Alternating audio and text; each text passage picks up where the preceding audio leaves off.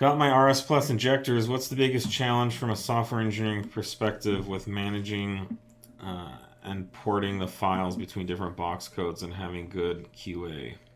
Oh, very detailed question. Time is just where we determine we've done the QA necessary, and we're in a good place for every iteration we've come across. So there's not really a big challenge with those injectors for us to get them dialed in and calibrated. It's just just however much testing we can knock out ahead of time.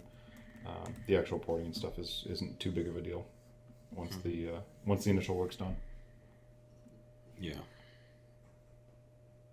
And the bigger injectors are more of a challenge under light load conditions and cold starting and things like that. Right. And the actual calibration of them to begin with is, you've got some other challenges you're dealing with. It's you're threading a smaller needle on the light load and